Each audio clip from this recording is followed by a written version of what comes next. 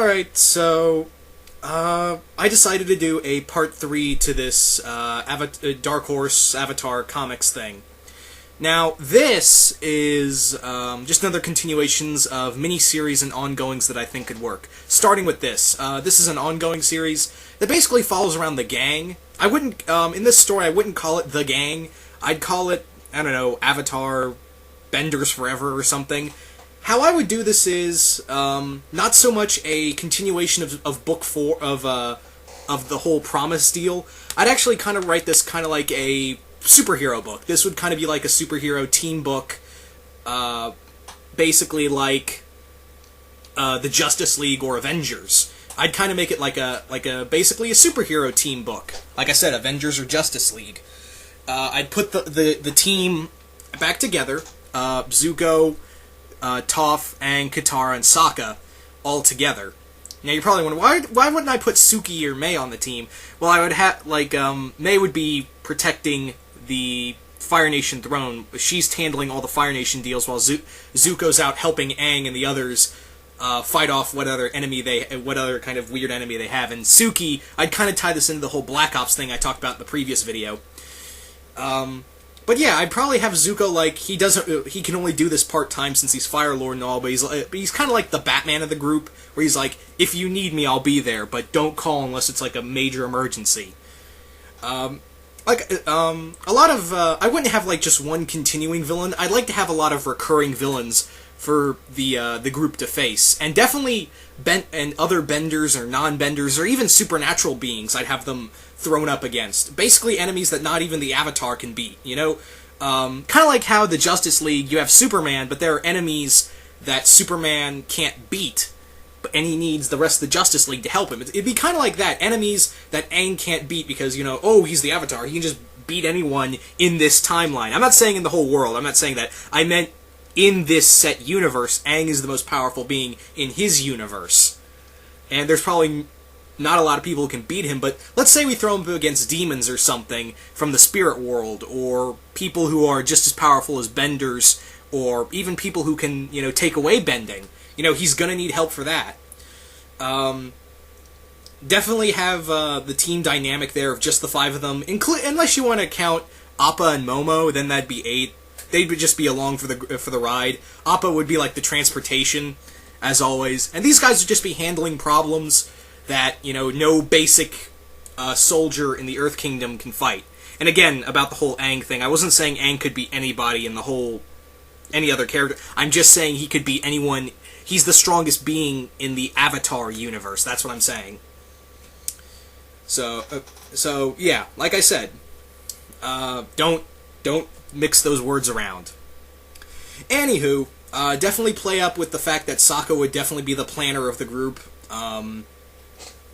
He'd be the tactician, and the other rest. He'd also be fighting alongside the rest of the benders, and you know, he'd still be the sarcastic and witty guy. But you know, when the time comes, he fights alongside the rest of the benders, just as capable as they, with just as much capability as they have.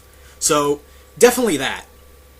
But yeah, just make it a fun superhero book. A lot of different villains, demons, rogue benders, death cults.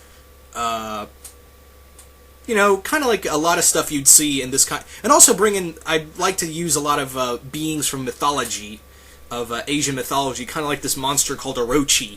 Orochi was this giant 8-headed serpent who terrorized Japan until the Japanese god of the ocean, Susanoo, killed him in battle. So I'd like to have like Orochi in here as definitely a monster they have to fight.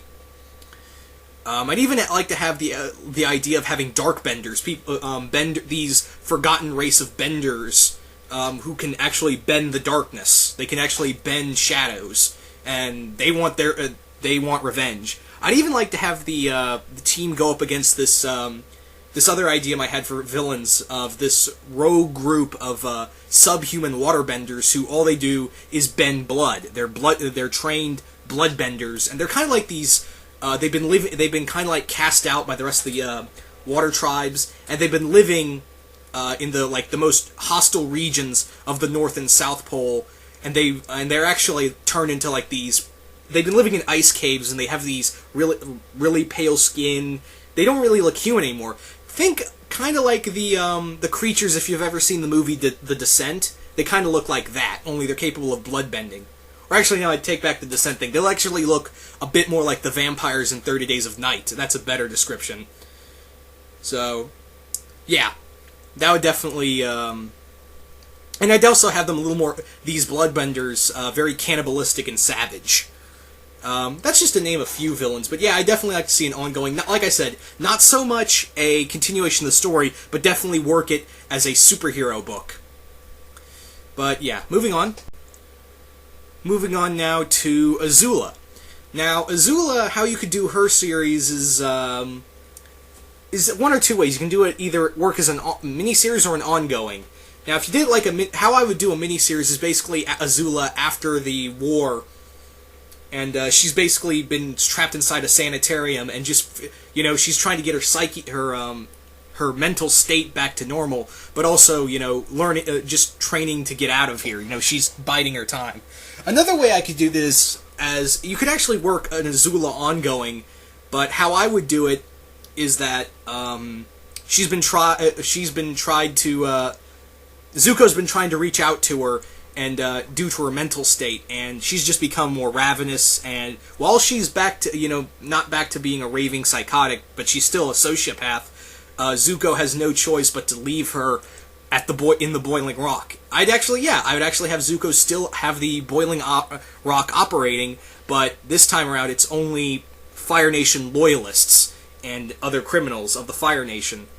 And Azula would be there, no longer a princess, and she's basically fair game.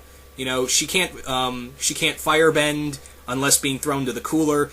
But I'd actually focus this around her mind and how she basically gets to run the prison. Kind of like, I don't want to say compare it to Oz, but something like that. Actually, that's a bad comparison. Oz is a bad... But basically, like, kind of like Prison Break, or something like a crime drama show, where it's basically Azula slowly getting control of the prison, and then at the end of the story, miniseries or ongoing. Actually, now that I think about it, this could actually work. It's probably about an 8-part miniseries, and then at the end of the story, Azula gets control of rallies all the inmates to her, and they all end up working for her. And they overthrow and kill every guard and then break out. So, yeah. Like I said, this would probably work actually better as a miniseries, because I doubt you could actually do a continuous prison story with Azula. I mean, you could do I have seen a few comics here and there where it has been focused around in prison settings, but for an Avatar story, I think that'd be really hard to control the bending as well as the prison life as well. That's what I'm saying. I think it'd be kind of difficult to mend those two together. But definitely I could see this working better as a miniseries. So, yeah. Next up in terms of miniseries is a Toph Beifong miniseries. Toph is an awesome character, let's face it.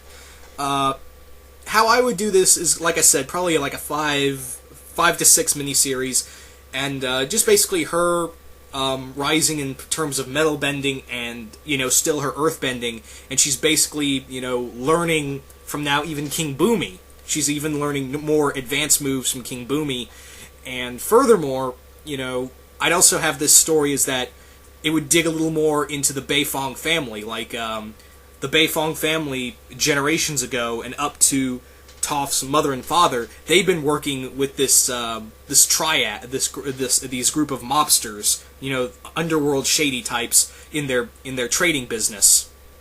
And then when Toph's father says, "No, we're not going to do this anymore. We're going to be legit." Her parents are kidnapped and taken away. They're hidden and they're being tortured and sent for ransom. And this would actually send Toph into a rage, and basically her going solo and basically taking on mobsters and assassins and anyone and very powerful benders working for the triads. Like I said, I'd definitely go with the kind of Asian culture Avatar is based around, so I wouldn't call them like gangsters or mafia, I'd call them more like triads. So, yeah, That's how I would do it. But like I said, Toph would actually make a really good miniseries. You just need a writer who can capture her serious side and as well as her witty and sarcastic side. And I'd really like to see if they go, if I could do this story, I'd actually play around with her, wanting to save her parents, but she's kind of conflicted because they've always kept a leash on her for so long. But on the other hand, it's still her family, and she wants to do this alone because I'd actually write I'm going to do some really nasty things to get them back. So that's why I didn't ask Aang or the others to help me out, because I'll do anything to get my parents back, even if I have to break some skulls open. But yeah, moving on to the last one. Finally is a Blue Spirit ongoing. Now there are multiple directions you could actually do this and how it could work as an ongoing. First idea is make Zuko the Blue Spirit again in kind of like a Batman feel or Moon Knight, and him basically going around at night hunting down and stopping crime in the Fire Nation, or anyone trying to cause an uprising, and him kind of do it in incognito kind of style. Him back to his Blue Spirit form. Well, not form, his Blue Spirit persona. Definitely kind of like a Batman-esque feel. The other idea you could have is actually have someone from another nation, probably like the Earth Kingdom, taking up the mantle of the Blue Spirit, like he or she saw the Blue Spirit when they were younger in the Earth Kingdom or Fire Nation, or heard about them and wanted to become kind of like a hero type, just basically a hero archetype, and become the new Blue Spirit and kind of work under Zuko. And Zuko finds out and basically says, if you're not careful, you're going to kill somebody. You know what? I'll take you under my wing and I'll show you the ropes. That would be more like a Batman Beyond kind of thing. Another idea, and this is actually something me and Ziploc Gory talked about one day when we were thinking about comic book ideas, and this was a while ago, was actually bring Jet back and actually let him take over the mantle of the Blue Spirit.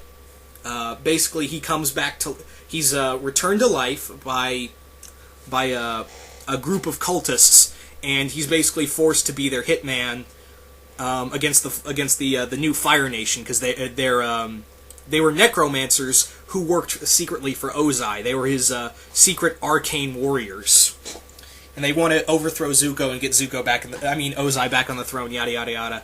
But Jet betrays them and he wants to keep a low profile, and he lives in Ba Sing Se and takes up the mantle of the Blue Spirit. Kind of like, again, it'd be kind of like a Batman feel to it, because that's basically kind of what, even the creator said, the Blue Spirit, the inspiration for the Blue Spirit was Batman. That's kind of what they were going for, so I wouldn't really call it, it's not really a rip-off, but kind of like an homage in some way. So, yeah, more or less that kind of route. And the other idea was actually something that I thought of and this is just the really, really crazy one that I thought, it'd be fun, is actually have Ty Lee take over the mantle of the Blue Spirit. Why I would pick her is that she's incredibly acrobatic, and she could be dangerous if you put the mind of Azula in Ty Lee's body. That would be a dangerous combination. So how I would kind of do this is actually like, Ty Lee has kind of grown apart from the Kyoshi warriors. Even though she's taken in some training, become friends with Suki, she doesn't feel like she's one of them, And but she still wants to do good in the world. She feels like she wants to protect the world, or at least a part of it. So she goes to Ba Sing Se on like a soul-searching journey and discovers there's a lot of crime going on, despite the Earth King's best efforts, in the lower poor districts of Ba Sing Se. So she's like, you know what? I'm going to ask Zuko and take on the mantle of the Blue Spirit. So she becomes the first female Blue Spirit, and actually works with Iroh, who's put up a tea shop in the city, and she basically works as a waitress for Iroh's tea shop by day, and then by night she would become the Blue Spirit. There was actually I wrote a little more into this, and there was a villain that she was going to encounter if I ever, finished going around writing this. Ty Lee encountered an assassin called, what was that assassin's name? I can't remember. It's been a while since I've even attempted writing this, but the assassin's name. Well, I'm forgetting it, but the assassin was basically kind of like he had this serpent-like skin, kind of like Killer Croc, and he was a master. He was a master hand-to-hand combatant, and he was an assassin. He was actually loosely based off of Reptile, but he wasn't a lizard per se like Reptile was. He was Reptile was an animal, not like a human with a bad skin condition. But this one was kind of like if Killer Croc was a ninja, kind of feel. And the first time they met, Ty Lee got the crap beat out of her by this guy, and he actually his skin was so tough that every time Ty Lee tried to use her chi blocking moves on him, his skin would actually cut her fingertips. So, but yeah, that was probably the really crazy one. That will probably never happen, but I thought it'd be cool. I thought it'd be cool just to mention it. But anyway, that's pretty much all there is to this, and hope you guys enjoyed the 3-part Avatar comic book ideas. And yeah,